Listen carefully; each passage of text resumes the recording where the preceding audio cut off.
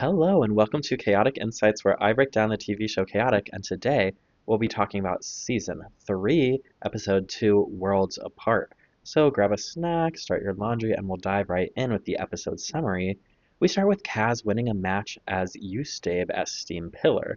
After the match, a blonde Christella approaches to congratulate Kaz on his win, but it is revealed to be Christella's twin, Gisella. Christella is upset that Gisella got a code to come to Chaotic and is no longer, Chaotic's no longer an escape for her. Clay pitches a Betadrome match to squash their sibling rivalry, where he provides all the scans for the match, just to be fair. Christella and Gisella agree to this battle, and Clay tells the story of Avenna and Navenna. Then the two twins battle in the Betadrome, and Christella wins as Navenna. Just as Gisella is about to go on a scan quest to get Christella the scans that they bet on the match, Christella appears and waives the punishment because Clay rigged the battle by giving Gisella faulty battle gear. So Christella and Gisella pour off to scan some faulty battle gear to give to Clay in order to return the favor. And that's the episode we're working with. So on to analysis. This is really a story about sisters. We have Avenna and Navenna, and we have Gisella and Christella. And they use these pairs of sisters as parallels to each other while contrasting the sisters themselves. And so they kind of reduce each sister to like this is the good sister and this is the evil sister in multiple ways, like aesthetically and narratively. They use light and dark, or they use like tribally overworld and underworld. And like we know, underworld and overworld are not like direct comparisons to good and evil, but they do like reinforce the aesthetic stereotypes of each. And the word underworld has the ties to like mythology and religion that further associate it with like the evil side of things in this duality. And like the overworld is the opposite of that. So, right, they're really playing with duality, but they're also like playing in stereotypes and tropes in order to reinforce like the good slash evil dynamic. And this episode, they primarily focus on Christella and Gisella. And so let's like compare and contrast them first aesthetically. So Christella and Gisella, they have the same silhouette and they have the same purple eyes, to show that they're related, to show that, they are twins. But what's different is the color palette. So Christella is brunette with a mauve hairband, purple eyeshadow, and a darker lip, purple boots, navy pants, dark sweatshirt with a light collar, right? And Gisella has a lighter color palette. She's blonde, she has a blue hairband, pink eyeshadow, a lighter pink lip. She has red boots instead of purple pants instead of navy, and then they inverted the sweatshirt colors, so it's light with a dark collar instead of dark with a light collar. And so that plays into the light-dark comparisons that we were talking about. But then they also have some more differences, mainly in the way they accessorize. Christella has just a gold bracelet, no other jewelry, and she has a gold belt with like open circles. And then Gisella has teal earrings, a matching necklace, and bracelets. So she's more accessorized, and her belt is like mirrors with like closed circles. So what does all that mean? They're leaning into that light-dark symbolism, Christella representing the darkness and the evil, and so she is designed with the darker colors, both in her features and her outfit, and vice versa. Like Gisella has the lighter version of everything. And the major difference between them is the way that they accessorize, which in an analytical perspective could be the conflation of proximity to femininity as goodness, which, those things are different, but like it comes up throughout media. I'm thinking like Glinda and Elphaba. They are two women pitted against each other, one representing good, one representing evil, and like Glinda the good has a closer proximity to femininity, and they like use that cultural bias to reinforce the narrative that they're telling. And we don't get that complex in this episode, but I think it is important to notice that like maybe that's an unnoticed bias that people have, and right, because Gisella is more accessorized, it like leans into this duality that they're establishing. It's an interesting thing and it's nuanced, but let me know if you have thoughts on that. Now, they do a similar thing with Avenna and Navenna, of they're playing into the light-dark metaphor, having Avenna wear mostly white and Navenna wear mostly black. And these twins have more stylistic differences. Avenna has a middle part with two braids, whereas Navenna has like a less practical side part that covers her one eye. And even though they have different stylings and different skin colors, they still share the same facial structure and like orange bottom lip. So they have enough differences, but they still need to show to you that they're twins by silhouette, by having the common lip or like common eyes.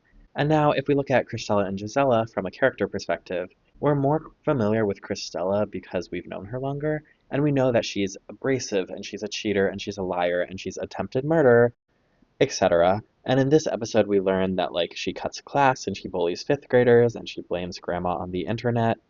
And so, a variety of traits and actions that are viewed as like undesirable or mean, and considerably bad or amoral, evil, if you will. On this good bad dichotomy, Cristela represents the bad. So, on the flip side of that, Gisela does community service and she congratulates Kaz on his win. And she has integrity and she's committed to getting the 4 scans because she was going to stick to her word, and that's integrity, right? These traits are more acceptable, more moral, perhaps good. And we don't really get the personalities from Avena and Navenna because, right, we really just get a snippet of their story. But Avena did seek out Navenna. She was curious and she protected who she thought to be her sister, whereas Navenna attacked first when she realized her sister was a political rival, right? Avena has positive traits associated with her, curious and, right, stands up for people, whereas Navenna was the aggressor.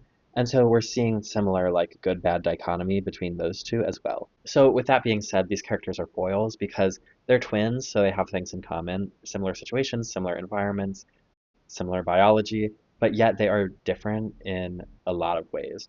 And the aesthetics reinforce the moral divergence between them, and yet it relies on tropes and it relies on shorthand cultural knowledge to associate, lightness, darkness with the stereotypes of goodness, badness, and those aesthetic decisions for the narrative.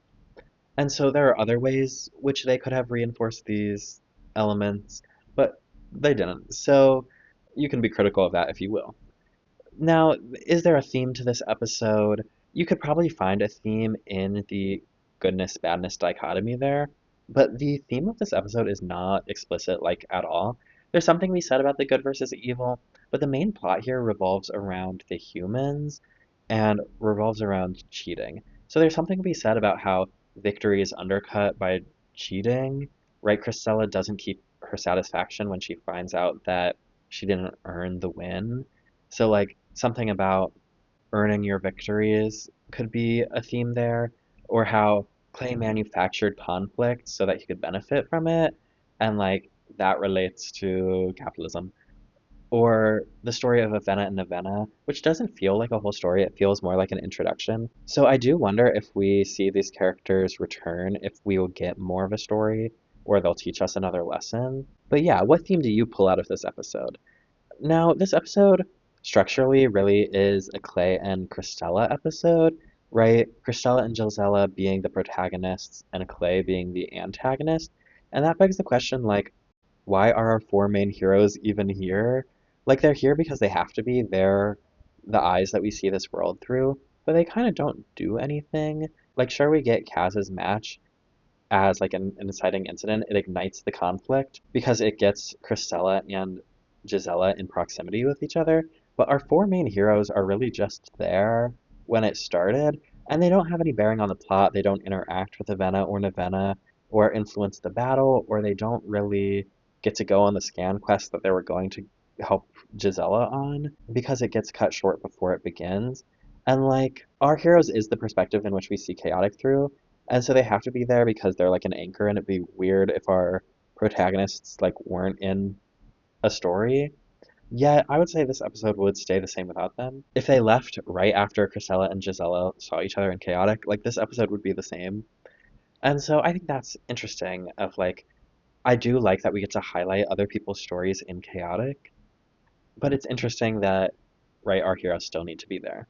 Now, Clay, on the other hand, is very important to this episode. Not only does he set up the battle and sabotage Gisela in order to blackmail Cristela into giving him cards, which only furthers his characterization and relationship with Cristela that he's willing to betray Cristela for just whatever his goal is at the time, which he did in Duel Duel, but he does it again here. But he is also given the very important duty of telling Avenna and Navenna's story, and all that information we get is from Clay's perspective. So like you do have to question like, is the attempted murderer telling the truth about the story? Like, is he a reliable narrator? How much information can we trust from Clay about Avenna and Navenna's experience? I don't know. But he tells us nonetheless, and that's like important structurally because he frames that narrative. But it's also important in establishing that like Clay does have knowledge about the world of Param, and he might know things that our characters don't.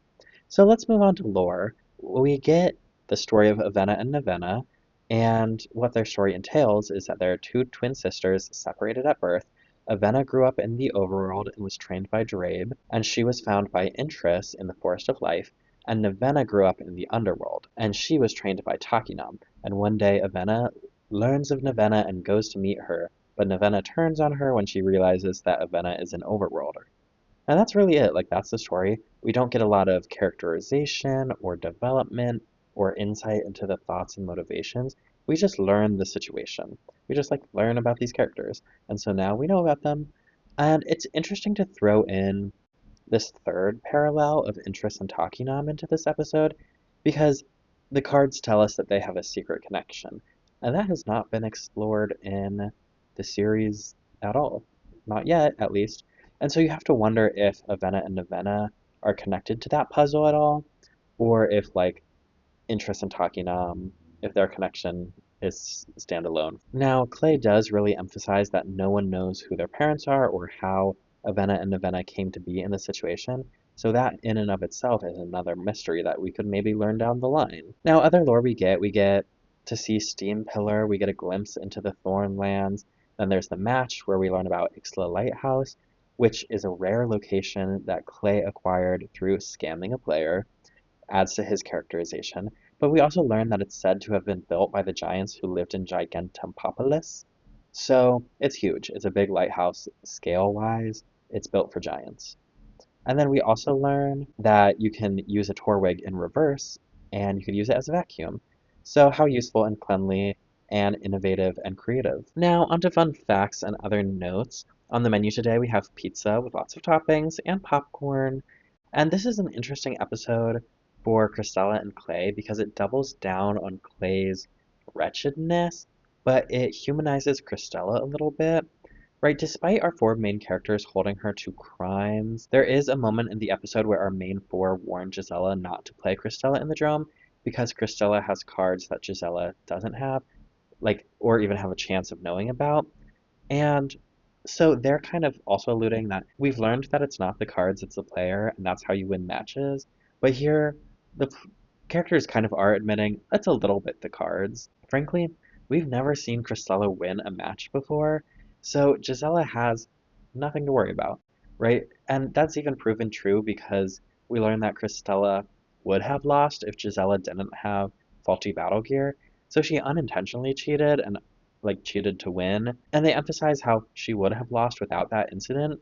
And so like it just goes to further prove that like Cristela is a bad player, even though she has good cards, because she would have lost to this brand new player, keeping her win rate at 0 if it wasn't for Clay. Right? We've never seen Clay win a battle, and now we've seen Cristela win a battle, but we've only seen her win it because Clay cheated for her.